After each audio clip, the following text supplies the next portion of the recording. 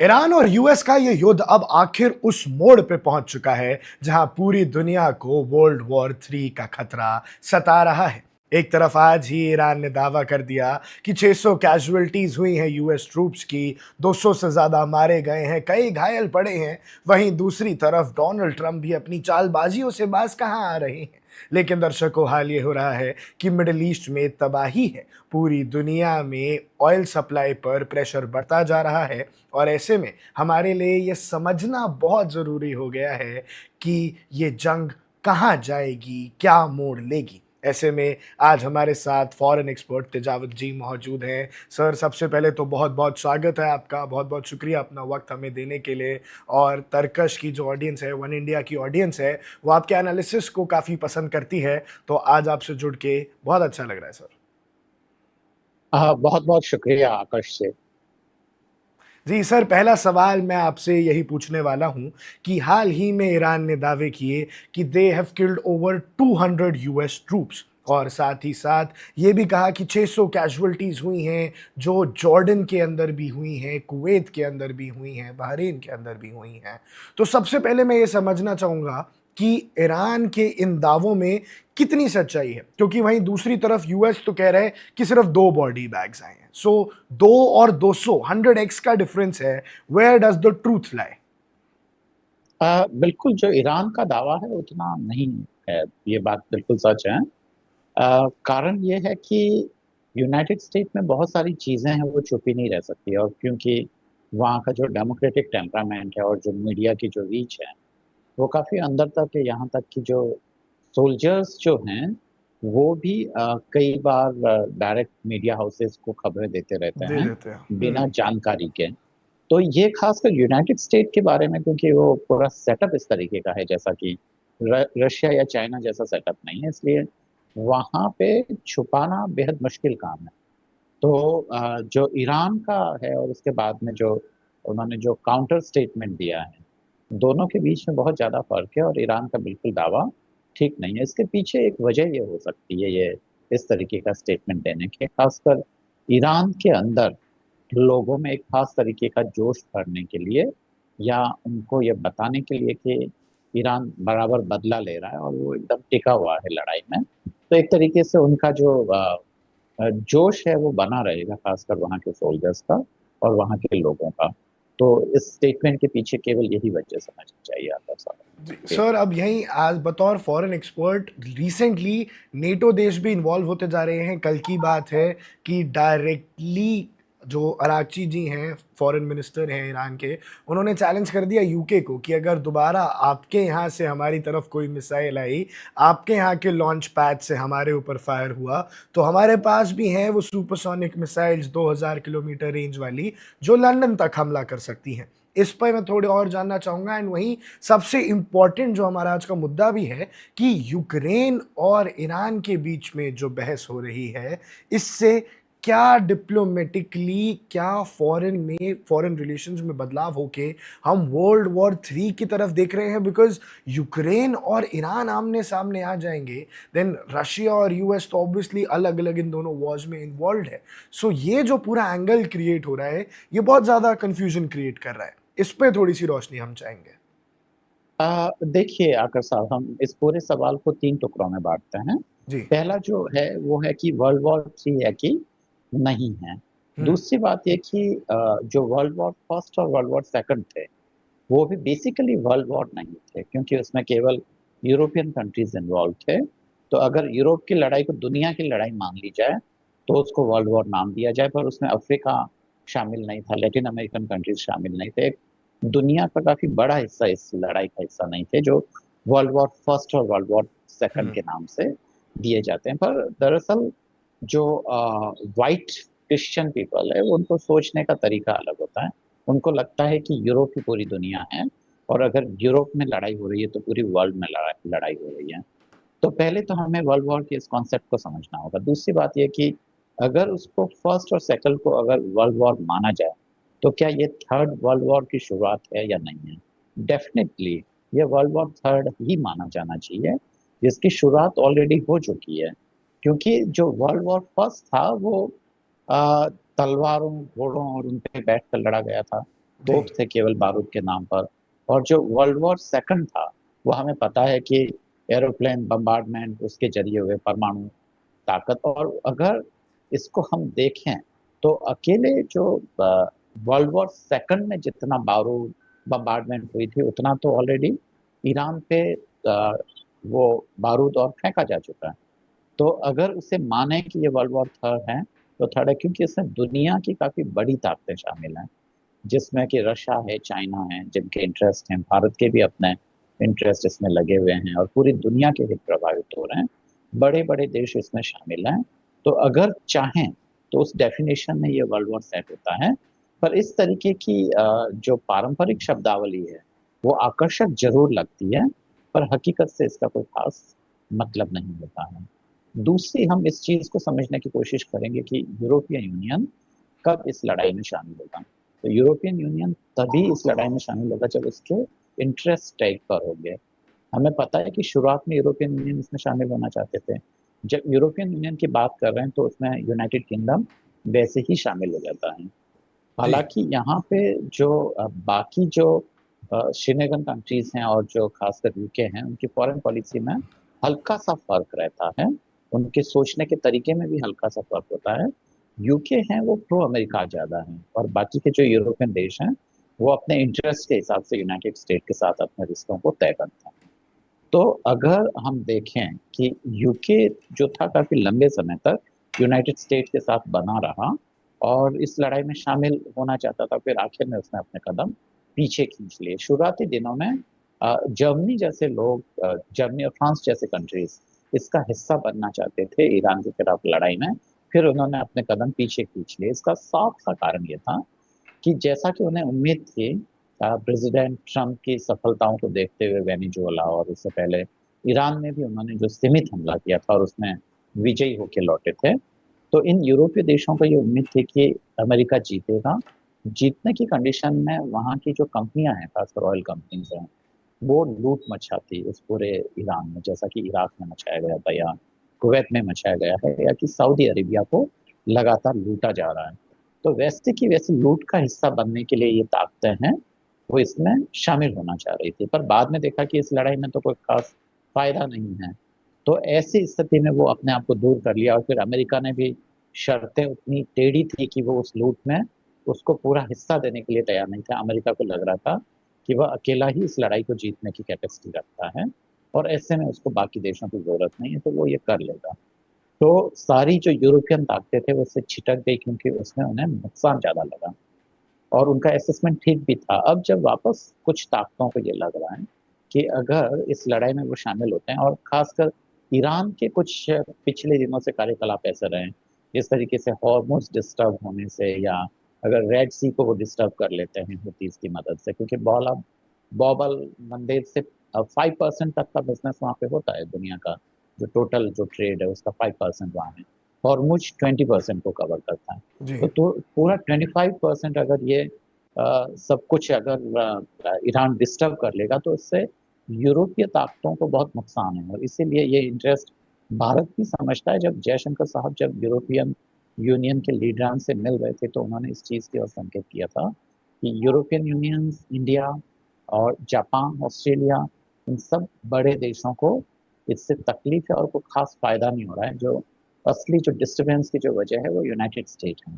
तो यह एकदम साफ सी वजह नजर आई। तो इस पूरे ही जो यूरोपियन यूनियन के स्टैंड को हमें ऐसे लेना चाहिए, आकर्षण। जी। जी। जी, बहुत अच्छी तरीके से आपने एक्सप्लेन किया। यहाँ अब हमारे साथ ग्रुप कैप्टन आशीष साहेब भी जुड़ चुके हैं। सर, बहुत-बहुत स्वागत है आपका। सवाल आपके लिए दोहरा देता हूँ। हम इस बारे में चर्चा कर रहे थे कि जिस हिसाब से अब यूक्रेन और ईरान भी तू-तू मैं-मैं कर रहे हैं डिप्लोमैटिक लेवल पे, इंटरनेशनल लेवल पे, और इन दोनों के बीच भी अब कड़वाहट देखने को मिली है। रशिया तो ऑब्वियसली लड़ रहा है यूक्रेन से। आज ऐसी खबरें आई कि यूक्रेन ने S-400 को खराब कर दिया, नाकामयाब कर दिया रशिया के। तो अब ऐसे में यूक्रेन की इन्वॉल्वमेंट, ईरान की इन्वॉल्वमेंट, रशिया की इन्वॉल्वमेंट, कल हमने देखा ईरान ने धमकी दी थी अरागची ने कि अगर यूके से कोई और मिसाइल हमारी तरफ फायर हुई तो हमारा अगला निशाना लंदन होगा। सो समीकरण, इन सारी चीजों को जोड़ते हुए वर्ल्ड वॉर की जो संभावना है उस पर हम बातचीत कर रहे थे, तो सर इस पे आपका ओपिनियन चाहूंगा। जय हिंद आकाश। मैंने कुछ पोर्शन सुने आपके डिस्कशन के, और मुझे ऐसा लगता है कि for academic interest, for learning purpose, for analysing this, ये शुरुआत वहां से करेंगे हम कि what is our definition of a war and what is the definition of a world war. War in its classical form मतलब सैन्य युद्ध, उसमें मतलब मिलिट्री। अदरवाइज अभी अब प्रेजेंट में एज वी आर इवॉल्विंग तो काफी वर्ड्स, शब्दावली को चेंज कर रही है दुनिया अपने हम्म। अपने कन्वीनियंस के हिसाब से। वॉर मतलब इकोनॉमिक वॉर चल रहा है, सोशल वॉर्स है, रिलीजियस वॉर है। वॉर क्लासिकली मतलब युद्ध, सैन्य युद्ध। और जब हम वर्ल्ड वॉर की बात करें तो इसका भी क्लासिकल मतलब होगा जब एक मेजॉरिटी, दुनिया के जितने 200 के आसपास देश हैं उनका एक मेजॉरिटी कंपोनेंट या सैन्य युद्ध में एंगेज करे। Direct direct engagement. इसको हम्म। दूसरे तरीके से अगर आकर्ष आप देखेंगे तो सपोज कि दो कंट्रीज लड़ रहे हैं और बाकी कंट्रीज उनको सपोर्ट कर रही हैं, आर्म्स दे रही हैं, एयर स्पेस दे रही हैं, सैटेलाइट असिस्टेंस, टेक्नोलॉजिकल असिस्टेंस दे रही, तो उसको हम सैन्य सहायता नहीं मानते और इसलिए वो वॉर में शामिल है ऐसा हम नहीं कह सकते। वॉर का मतलब डायरेक्ट आर्म्ड एंगेजमेंट मानेंगे। हालांकि इसके लिए भी यूनाइटेड नेशंस के अम्ब्रेला से बचने के लिए और काफी देश अपने खुद के सेनेट या संसद या पार्लियामेंट से बचने के लिए वॉर डिक्लेयर ही नहीं करते हैं, वो स्पेशल ऑपरेशंस ही बोल देते हैं। तो इसको समझना पड़ेगा कि classical meaning of a war and a world war लोग अपनी कन्वीनियंस के हिसाब से डिजाइन करते हैं। अगर हम आज के इस युद्ध की बात करें जो अभी चल रहा है, तो पहले तो यूक्रेन रशिया एक स्टैंड अलोन युद्ध है, आपस में लड़ रहे, वो दो हम्म। कंट्रीज लड़ रही हैं। और इसी तरह ईरान, इसराइल एंड अमेरिका ट्राईपार्टीट है, मतलब 2:1 का एक युद्ध है। बहुत कोशिश की खमैनी साहब ने ये डराने की 28 फरवरी से पहले दुनिया को कि अगर अमेरिका या इसराइल कुछ मिस एडवेंचर करते हैं, ईरान पे अटैक करते हैं, तो it can become a regional war. He use the word regional war. Hmm. तो आज की तारीख में Iran versus America and Israel is a regional war technically, क्योंकि जो गल्फ कंट्रीज हैं, मिडिल ईस्ट, जहां भी यूएस बेसिस हैं, वो वहाँ कंट्रीज टारगेट हो इन्वॉल्व रहा हैं। है। हम्म। जी। और इसी तरह यूक्रेन और रशिया का अपना बायलैटरल है। वो तो क्लासिकल डेफिनेशन जो कि नहीं एग्जिस्ट करती है, लेकिन हम जो समझते हैं वर्ल्ड वॉर का, अभी वर्ल्ड वॉर की स्थिति नहीं है। और इन द नियर फ्यूचर मुझे नहीं लगता, क्योंकि एक एसेंशियल कंपोनेंट मेरी एनालिसिस के हिसाब से वर्ल्ड वॉर का होगा, जो कि प्रीवियस प्रवक्ता ने भी टच किया, जिसमें जितने मेजर सुपर पावर्स हैं, तो अगर हम 5 मान ले सुपर पावर्स हैं या यूनाइटेड नेशन सिक्योरिटी काउंसिल के परमानेंट मेंबर हैं जो who have good military power, इसमें एक चाइना भी है, फ्रांस को भी हम मान सकते हैं, अमेरिका तो है ही। तो ये मेजॉरिटी जो है अभी किसी किस्म का एस्केलेशन नहीं दिखा रही है in the regional war between America and Iran. That is one part. लेकिन at the same time escalation कितना हुआ है? यस, एक मेजर इलाका जिसपे, जहां सारी दुनिया का काफी कुछ एनर्जी कंट्रोल है और अच्छा खासा पोटेंशियल है उसका फर्दर एक्सपैंड होने का। हम्म। तो ये रीजनल वॉर से आगे बढ़ के may be some more countries can get involve, इसको हम डिनाई नहीं कर सकते हैं। लेकिन world war, it's a little too far a cry as of now Akash. मैं मेरे हिसाब से अभी जो एस्केलेशन हो रहा है, अगर मैं एक चैप्टर आगे बढ़ जाऊं आपके क्वेश्चन पे, जी। वो एक युद्ध का ऑर्गेनिक एस्केलेशन नहीं है। अभी जो लेटेस्ट एस्केलेशन आप देख रहे हैं उसमें दोनों अलग अलग मुद्दे, जो पिछले 48 घंटों की अगर हम बात करें, तो एक हुतीज का हमला सऊदी के और अपने। पोर्ट्स पे या उनके शिप्स पे, ये एक स्ट्रेटेजिक मूव दिखता है आईआरजीसी का, to deflect the focus of American assault on Iran and Hormuz. सारा फोकस, सारा कंसंट्रेशन यहीं पे था, कैसे इनको डिफ्लेक्ट करे, डाइवर्सिफाई करे, थोड़ा कैनवास को स्ट्रेच करे ताकि इनकी फायर पावर, इनकी एयर डिफेंस की पावर डिफ्लेक्ट हो। ये एक बहुत ही स्ट्रेटेजिक मूव दिखता है। 13 जुलाई को महान एयरलाइन का एयरक्राफ्ट का यमन पहुंचना, यमन की रिकग्नाइज्ड गवर्नमेंट का उस एयरक्राफ्ट को सऊदी के इनपुट के बाद सना एयरपोर्ट पे नहीं लैंड करने देना, अपने खुद के एयरपोर्ट को ब्लास्ट करके उड़ा देना, क्योंकि ये हार्ड इंटेलिजेंस मिली कि ईरान से आईआरजीसी की कुछ टॉप लीडरशिप, कुछ उसने टेक्निकल सपोर्ट टीम्स और कुछ इक्विपमेंट जी जो कि ईरान के एक स्ट्रेटजी के तहत यमन को, हुतीज को, not the recognized government, the rebel faction of Yemen, जो कि मेजर यमन पे गवर्नेंस है कब्जा उनका, है जी। इनका हर हर जगह ऐसे ही मॉडल पे काम करते हैं ये, चाहे वो आईएसआई इन पाकिस्तान हो, या लेबनान में हिजबुल्लाह हो, या यमन में हुतीज हो, ये एक पैरेलल गवर्नेंस मॉडल चलाते हैं जहां पे ये खुद की गवर्नमेंट की भी नहीं सुनते। तो उसमें उस एयरक्राफ्ट का जो टोटल ब्लॉकेज करना चाहिए था, उसमें एक टैक्टिकल एरर किया था यमन ने या सऊदी ने, जिससे भी आप बात करें, क्योंकि इवेंचुअली वो एयरक्राफ्ट वहां लैंड कर गया और उसकी लैंडिंग के तुरंत बाद हमने देखा यमन के हुतीज का इस युद्ध में डायरेक्ट, जो कि पिछले 4 महीने 3 महीने से ईरान एक्सपेक्ट कर रहा था कि वो सुओ मोटो कॉग्निजेंस लेके कुछ ना कुछ ईरान के सपोर्ट में गल्फ स्टेट में अमेरिकन बेसिस पे हुतीज हमला करेंगे, जिसके वो केपेबल थे, but they maintained a stoic silence for unknown unspecified reasons. वो नहीं आए जब तक कि ये फाइनल स्टेप नहीं हुआ कि एक एयरक्राफ्ट आता है, उसमें कुछ लीडरशिप आती है, कुछ इक्विपमेंट आते हैं, और अचानक से वो बहुत ऑफेंसिव हो गए कि हम तो जी सऊदी का पेट्रोलियम रोक देंगे और कैस्पियन सी को हम कैप्चर करेंगे। तो this was a strategic shift in the stance of Iran to expand the canvas, कि अमेरिका के टारगेट्स बढ़ा दो, क्योंकि जैसा कि ट्रंप पिछले 4-5 दिनों से कह रहे हैं कि we are ready and loaded, ready to go. तो इसका ये मतलब होता है कि फेज 2 में अगर अमेरिका डायरेक्ट असॉल्ट करेगा ईरान पे, तो उनके जितने भी जियोस्टैटिक टारगेट्स हैं जो फिक्स्ड हैं, ब्रिजेस हैं, पावर प्लांट्स हैं, डिफेंस जो इनकी इंडस्ट्रियल बेसेस हैं जो फिक्स्ड हैं, तो उनके कोऑर्डिनेट्स अमेरिकन मिसाइल्स पे फीड की हुई है अलॉन्ग विद द वॉरहेड। जी इसीलिए वो इतना कॉन्फिडेंट बोल रहा है कि हम विद इन मिनट्स पूरे ईरान के ब्रिजेस को और पावर प्लांट्स को उड़ा देंगे।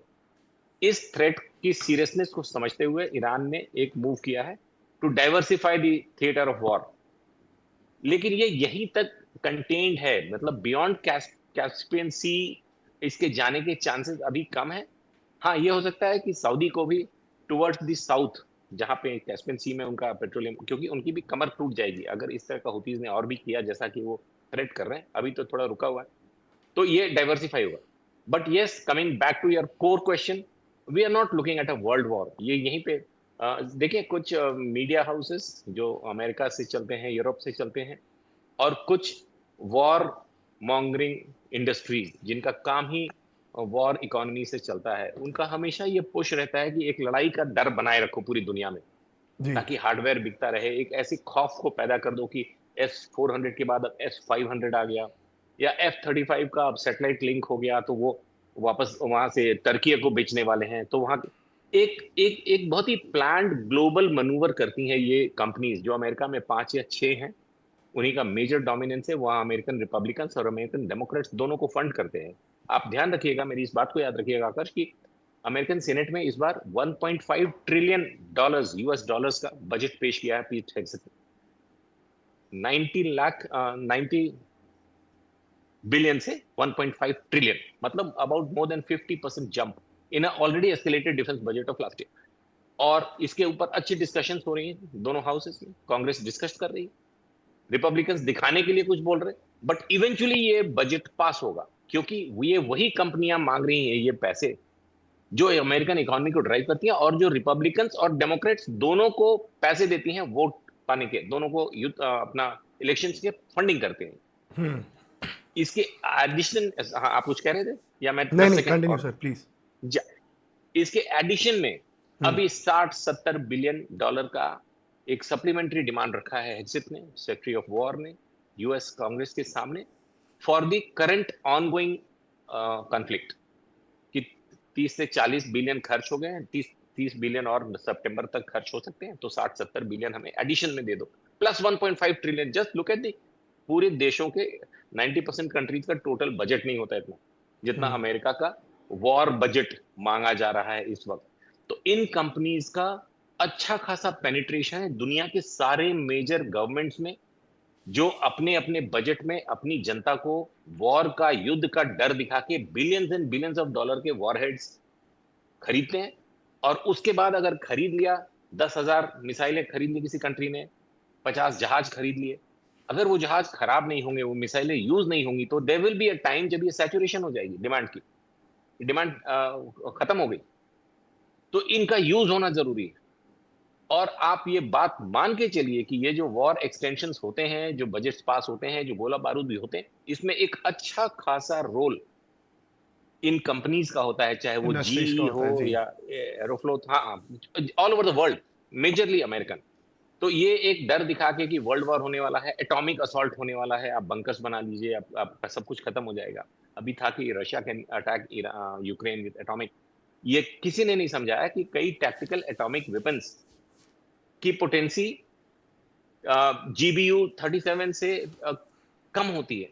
इससे एटॉमिक छोटे हथियारों से बड़ा बॉम्ब, जड़े ज्यादा इंपैक्ट वाला बॉम्ब अमेरिका ऑलरेडी यूज कर चुका है ईरान में, नतान्स के पास।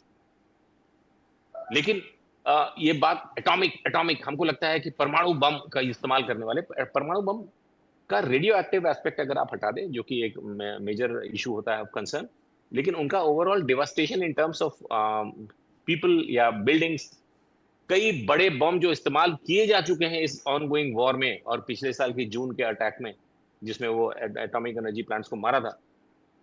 तो इस तरह से एक खौफ पैदा करके, पैनिक पैदा करके दुनिया में वॉर मशीनरी, वॉर इकोनॉमी को ग्रो करते रहना, ये एक मुद्दा होता है।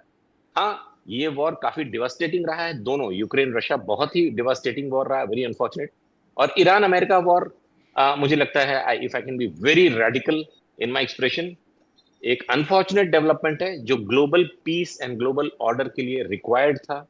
अगले 10-15 साल इसका अच्छा इम्पैक्ट रहेगा, क्योंकि जो ब्लीडिंग पीस है, जिसको मैं वॉर से भी खराब मानता हूं, bleeding peace is even worse than a war, जहां आतंकवादी घटनाओं में लाखों लोग पूरी दुनिया में मारे जाते हैं, to make one community prevail या वन आइडियोलॉजी प्रिवेल, पूरी दुनिया में वो चल रहा है। यूरोप में आप अच्छे से देख रहे हैं, अमेरिका ऑलमोस्ट उससे प्लेग्ड है। तो उसको काउंटर करने के लिए ये Iran America conflict engagements are going to play a very major role in the coming decades, sir, Akash. ये मैं हम समझ गए। इससे आपकी पूरी लंबी बातचीत से एक छोटा कंक्लूजन हम ड्रॉ कर सकते हैं कि यूजुअली अमेरिका पे ज़्यादा फर्क नहीं पड़ने वाला है। $1.5 ट्रिलियन का वॉर ही बजट है भाई, तो उनको ज़्यादा प्रॉब्लम होने नहीं वाली है। बट अब बाकी एलाइज को देखिए। इस वक्त यूनाइटेड अरब एमिरेट्स, जो टूरिज्म के लिए बहुत पॉपुलर था, उनका बिजनेस ठप हो गया। हुतीस की आपने बात की, सऊदी अरेबिया में सीधा सऊदी अरामको पे हिट कर दिया, हमला कर दिया। वहीं बहरीन, कुवैत, इनके डीसैलिनेशन प्लांट्स पे अटैक हो रहे हैं। तो पूरी मिडिल ईस्ट की, चाहे वो टूरिज्म से इकोनॉमी हो, ऑयल तो मेजर स्ट्रक्चर है ही, उस पे अटैक कर रहे हैं। Strait of Hormuz, Bab el Mandeb block होगा। यूरोपियन और ईस्ट और एशियन इकोनॉमीज को बहुत बुरी तरह से इफेक्ट करने वाला है। सो इवन इफ अमेरिका को इतना ज्यादा नहीं फर्क पड़ेगा, बट पूरा मिडिल ईस्ट, यूरोप और एशिया, इधर इकोनॉमिक क्राइसिस आ जाएगा। सो डोंट यू थिंक कि ये प्रेशर बिल्ड करेंगे? तेजावत सर, आपसे पहले जवाब लेते हैं, फिर वापस साहिल सर के पास आएंगे। हाँ, देखिए आकर साहब, बात यह है कि अ, हम चीज़ों को अगर फौरी तौर पे समझे तब तो बिल्कुल ही एकदम सीधी लगती है कि हाँ, वहाँ लड़ाई हो रही है और ईरान और यूनाइटेड स्टेट के बीच की लड़ाई है। पर अगर इसके अंदर तक जाकर अगर हम सोचें तो बहुत सारी चीज़ें खुलने लगती हैं। पहली बात ये कि ईरान की स्ट्रेटजी क्या है। 79 के बाद से ही लगभग ये तय था कि जी ईरान और यूनाइटेड स्टेट दोनों ही अलग खेमों में हैं और ये लड़ाई कभी भी रुक नहीं सकती है। ईरान इसके लिए पिछले 4 डिकेड से तैयारी कर रहा है। तो एक तो ये लड़ाई लगभग तय थी। ईरान की स्ट्रेटजी इसके पीछे ये है, लॉन्ग टर्म स्ट्रेटजी। और जो ईरान के प्रॉक्सीज को ये जो फंडिंग देने का रीज़न है, वो भी कहीं न कहीं जो ईरान की जो प्रेज़ेंट रिजिम है, उसकी आइडियोलॉजी में ये पूरी तरीके से निहित है। नहीं तो कोई मतलब ही नहीं है कि इतना न इज़राइल और ईरान तो एक दूसरे के हमसाया मुल्क भी नहीं है, पड़ोसी देश भी नहीं है, तो वो क्यों लड़ना चाहिए? ईरान का वैसे क्या इंटरेस्ट है? क्या वो इससे पहले के जो इनके थे, ईरान के जो शाह थे, नाम मैं भूल रहा हूँ, हाँ, रेज़ा पहलवी। तो हाँ, रेज़ा पहलवी जो थे, तो उस समय तो ईरान ऐसा देश था जिसने सबसे पहले इज़राइल के साथ अपने संबंध सबसे दुरुस्त किए थे। तो कोई कारण ही नहीं था लड़ाई का। पर क्योंकि यहाँ पे जो सेमी डेमोक्रेटिक टाइप की जो सरकार आती है, जो इस्लाम से प्रेरित होती है, है ना, इस्लाम के एक खास जो सो कॉल्ड मॉडर्न फॉर्म से और जो सेमी मिडाइवल, आधा मध्यकालीन आधा आधुनिक, इस टाइप का उन्होंने सेटअप करके उन्होंने वहां पे किया। अब क्या हो रहा है कि ये चाहते हैं ये लोग कि पूरे इस रीजन में जहां जहां इस्लाम है वहां पे वहां की जो शासन सत्ताएं हैं, वहां की जो है, उनके लिए ऐसी चीजें पैदा कर ली जाए, जैसे कि अभी आपने बताया कि यूएई में टूरिज्म कम हुआ है, या सऊदी अरेबिया के लिए भी सिक्योरिटी रिलेटेड बहुत सारे चैलेंजेस खड़े हुए हैं। ये पूरा जब रीजन डिस्टर्ब होगा, जब वहाँ के जो इंटरेस्ट ग्रुप और खासकर जो प्रेशर ग्रुप्स हैं वो डिस्टर्ब होंगे, तो वो प्रेजेंट रिजिम के खिलाफ बोलेंगे, और एक खास तरीके से जो एंटी अमेरिकन सोच है वो वहाँ पे हावी होगी। इसके पीछे अगर और ज्यादा एकेडमिक चीजों में जाएं, हालांकि ये चीजें समझना थोड़ा सा कॉम्प्लिकेटेड हो सकता है, तब हम देखेंगे कि ये बेसिकली जो पूरे इस रीजन का जो एक्सप्लॉइटेशन हो रहा है, क्योंकि आप देखिए हर जगह तो यूरो अमेरिकन कंपनीज हैं जो कि वहाँ पे पूरे वहाँ की इकोनॉमी को कंट्रोल कर रही है, या एक तरीके का लूट सारा मचा रही है। और जैसे कि मेरे को पैनलिस्ट साहब ने बिल्कुल ठीक कहा कि बहुत सारी जो वहाँ की यूएस कंपनीज है जो कि हथियारों से जुड़ी हुई है, उनका एक अलग ही इकोनॉमी चलती है, और उसके कारण यूनाइटेड स्टेट बहुत सारा पैसा भी कमाता है, पूरी दुनिया को भी कंट्रोल करता है। तो खासकर उस पर्टिकुलर रीजन का जहाँ इस्लाम फैला हुआ है, वहां पे जो एक्सप्लॉइटेशन हो रहा है उसके प्रोटेस्ट में एक खास तरीके की आवाज आने की उम्मीद है। और जहां तक अमेरिका की सक्सेस का सवाल है कि वो बहुत ही ठीक कर रहा है, या हम उसकी जो इतनी बड़ी इकोनॉमी के साइज को देखकर हम डर जाए, तो इतना भी कोई खास कारण नहीं। भारत से तो 20 गुना उस इकोनॉमी की साइज है।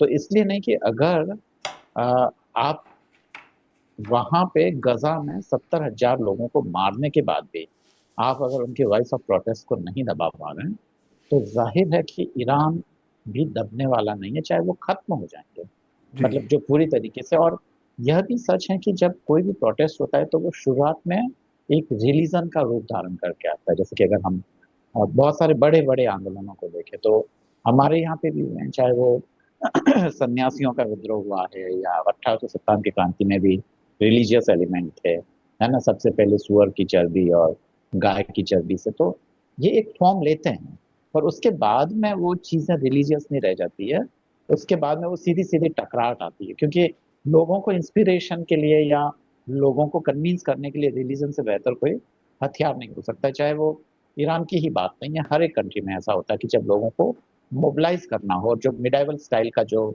जहां जहां माइंडसेट होता है, जिन जिन देशों में ठीक तरीके से मॉडर्नाइजेशन नहीं होता है, तो वहाँ रिलीजन काफी बड़ी भूमिका निभाता है। और यही हम देखेंगे। तो ये लंबी लड़ाई है, और जो अमेरिका भी ये सोचता है कि सब कुछ उसके कंट्रोल में है, वो चीजें कब हाथ से छूट जाएगी इसका कोई अंदाज नहीं लगा सकता है, क्योंकि सेकंड वर्ल्ड वॉर से पहले यूनाइटेड किंगडम को भी ऐसा ही, मतलब वो कहना चाहिए कि अहंकार था, पर वो भी खत्म हो गया। तो ये तमाम चीजें हैं जो हमें, मुझे लगता है कि हमें समझने की जरूरत है। आकर्ष साहब जी। साय सर, आप अग्री करते हैं या कुछ डिफरेंस ऑफ ओपिनियन रखते हैं? मेजरली अग्री करता हूँ। आइडियोलॉजी चेंज नहीं कर पाएंगे आप, रजीम चेंज कर सकते हैं, लेकिन जो आइडियोलॉजी है, दूसरी रजीम आएगी, दूसरे लोग आएंगे, आइडियोलॉजी वही है। बारबैरिक, कंदराओं में रहने वाली, लोगों को, वुमेन को ऑब्जेक्टिफाई करना, उनको रिस्ट्रिक्ट करना, उनके कुछ बड़े मेजर इश्यूज हैं इस पूरी थिंक टैंक के, जो ग्लोबल डोमिनेशन चाहता है, और ऑलमोस्ट हाफ ऑफ यूरोप को ऑलरेडी डोमिनेट कर लिया। तो इसलिए दूसरा, I totally agree with Arvind कि जब तक इंसान है लड़ाइयां होती रहेंगी, बट क्या हम बिना लड़े ब्लीडिंग पीस पे चलते रहे? I don't agree. लड़ाइयों की जरूरत होती है, सिर्फ इसलिए नहीं कि वॉर मशीन या इकोनॉमिक्स चल रही है उससे, क्योंकि end of the day human beings में आइडियोलॉजी का एक रोल होता है, सेल्फ रिस्पेक्ट का एक रोल होता है। आप, आपकी जो थिंक टैंक है, मार्क्स कह के चले गए कि religion is the opium of masses. सही बात है कि हम उस तरह से प्रोग्राम्ड हैं कि अगर कोई आके हमारे रनिंग सिस्टम को, हमारे रिलीजियस फेथ को चैलेंज करेगा। एक होता है सनातन, जिसके हम हैं, if I can be bold enough, the way we are born we live, we don't guide people through. ये जो बात के कर्मकांड है उसको अगर हटा दें, तो ओरिजिनली आप, you are born a Hindu and you stay like a Hindu and you have no problem with others. कहीं कोई जिक्र नहीं है दूसरों का। लेकिन बाकी अब्राहमिकल ऑफशूट वाले तीनों रिलीजन्स में घुट घुट के यही बताया जाता है कि ओनली यू शुड प्रिवेल। तो एक है प्रिवेल बाय मल्टीप्लिकेशन, एक है प्रिवेल बाय कन्वर्जन, और एक है दोनों का ब्लेंड, मल्टीप्लाई भी करो, कन्वर्ट भी करो, और नहीं तो मार दो। तो इस तरह की थिंक टैंक को क्रश करते रहना समय समय पे, शायद अमेरिकन लोगों ने लगातार कोशिश की है, लेकिन अनफॉर्चुनेटली फैक्ट ये है कि ओपन बॉर्डर और इमिग्रेशन लॉज की वजह से पूरा आधी दुनिया आकर्ष ऑलरेडी कॉम्प्रोमाइज्ड है एक मेजर आइडियोलॉजी के की वजह से। अच्छे अच्छे देश जो अपने को बहुत फॉरवर्ड, बहुत ही लिबरल कहते थे, वहां पे इस किस्म की बारबेरिक अपराइजिंग हुई हुई है कि वो देश, वहां की लीडरशिप डरने लगी है अपने लोगों से। और इसी वजह से आप देख रहे हैं कि नाटो या ईयू, जिनकी एनर्जी क्राइसिस उतनी ही गहरी है जितनी किसी और कंट्री की है, क्योंकि हार्मोज और कैस्पियन सी कॉम्प्रोमाइज हो रहे हैं, but they are not taking part, उसमें वो उतर नहीं रहे हैं युद्ध में। क्या कंपल्शन है उन कंट्रीज की? क्या उनका अपना तेल नहीं रुका पड़ा है? क्या वहां महंगाई नहीं बढ़ रही है? क्या वहां पे, तो you have to, somebody has to think about it, कि सिर्फ ट्रंप को डिस्काउंट कर दीजिए थोड़ी देर के लिए, बट आपका एनर्जी क्राइसिस तो हो रहा है।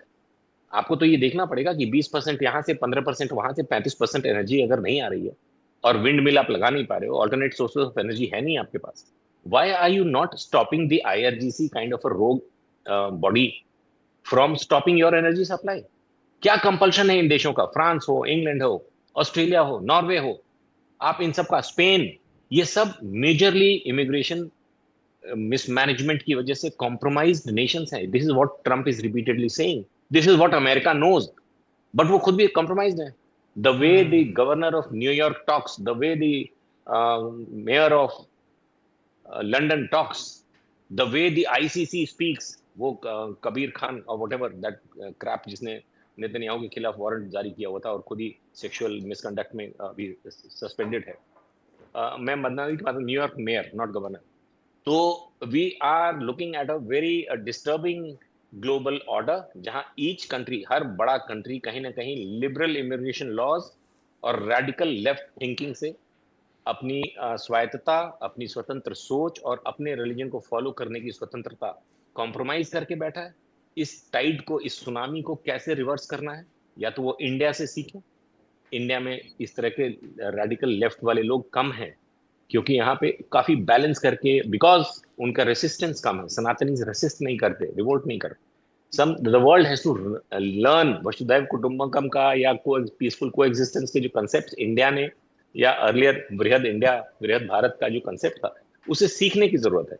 लेकिन जब तक वहां नहीं पहुंच रहे हैं, तब तक ये ट्रम्प काइंड ऑफ एफर्ट भी ठीक है कि एक बार इनको 20 साल के लिए पीछे कर देते हैं, जब ये अपने खाने पीने, या the copanelist is absolutely right when he says कि इस तरह की लड़ाई ये लंबा खींच सकते हैं, वो कंदराव में रहेंगे, उनको कोई फर्क नहीं पड़ता। अफगानिस्तान में हमने देखा, कई जगहों पे देखा, वो गुफाएं पूरी, खाने पीने की व्यवस्था छोड़कर, मिसाइल्स की पर्वतों के अंदर छिपने की cities, tunnels, billions of dollars खाने का लाले पड़े हैं, सैंक्शंस लगे पड़े हैं, लेकिन पहाड़ों के बीच में न्यूक्लियर वो ले जाके छिपाने चूहों की तरह।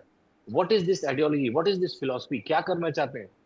उनका क्या विजन है, लाइफ का purpose? This are very serious thing.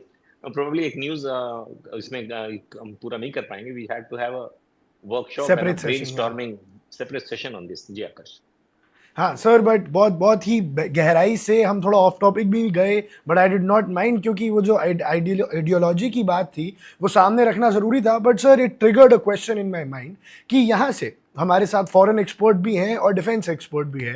What I want to know is कि यहाँ से भारत का स्टांस क्या होना चाहिए, क्योंकि नाविक तो हमारे भी मर रहे हैं। जब भी इंसिडेंट्स होता है, 1 2 3 इंडियन सेलर्स की डेथ ज़रूर होती है। तो डिफेंस पॉइंट ऑफ व्यू से हमें क्या करना चाहिए even in the longer run? और दूसरा, फॉरेन एक्सपोर्ट सर, मैं आपसे जानना चाहूँगा कि यहाँ पे जब इतना इतना बड़ा क्राइसिस हम एक बार देख चुके हैं, एलपीजी क्राइसिस हमारे देश में बहुत रियल हो गया था, एंड जिस जनता को नहीं फर्क पड़ रहा था उस वॉर से, वो अब बहुत पड़ने लग गया था। So if we are directly affected by this war, Hormuz जैसे ही 1 डेढ़ महीना बंद होता है, इसका असर सीधा हमारे तक पहुंच जाता है। So what should be the next step for us? Tajawat sir, आपसे पहले फॉरेन उसमें जान लेते हैं, फिर साहे सर पे डिफेंस एनालिस्ट की तरह जान लेंगे।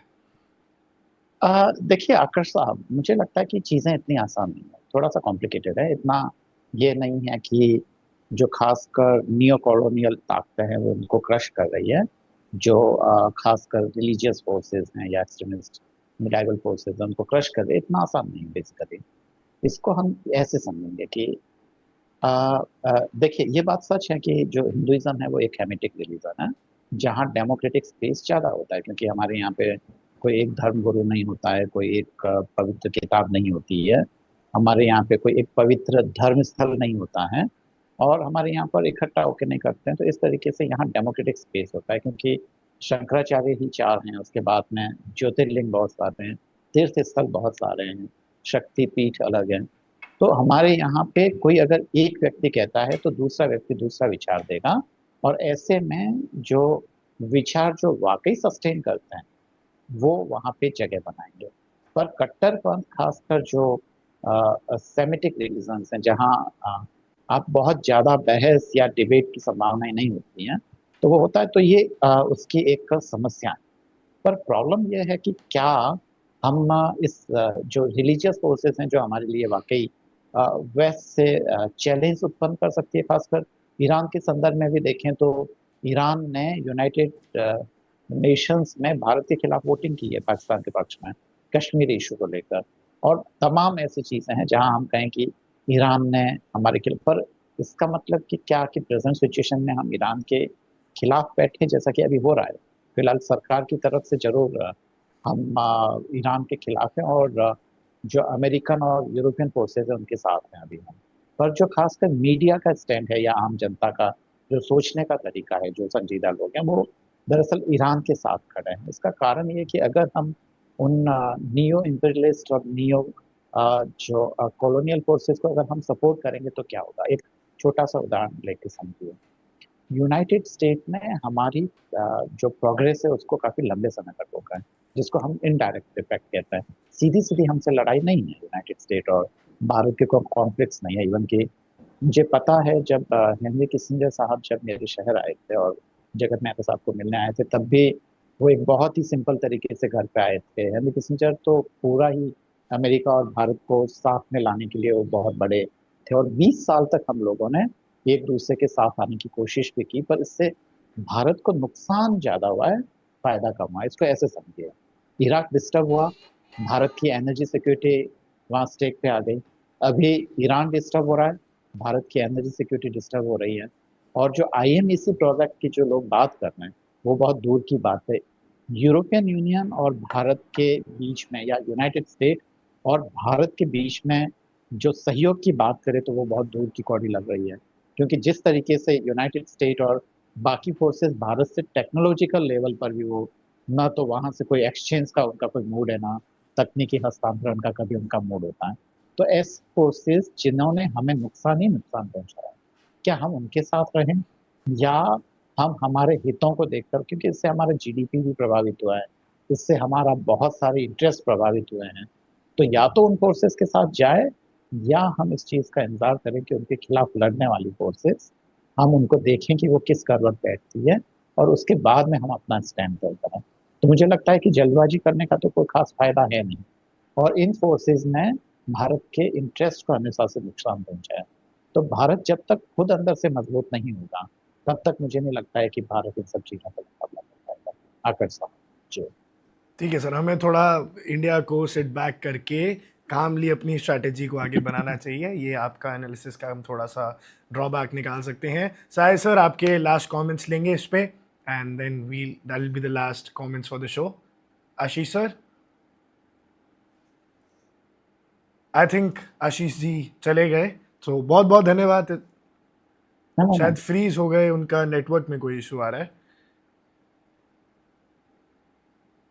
चलिए कोई बात नहीं Tejawat sir, it was a great interaction. आपने बहुत बारीकी से समझाया कि इंडिया का क्या स्टैंड होना चाहिए, वॉर की करंट सिचुएशन क्या है, और आगे हम इस जंग को कैसे देखते हैं। बहुत बहुत धन्यवाद आपका। आप ऐसे ही हमारे साथ जुड़ते रहिएगा, अपना वक्त हमें देते रहिएगा।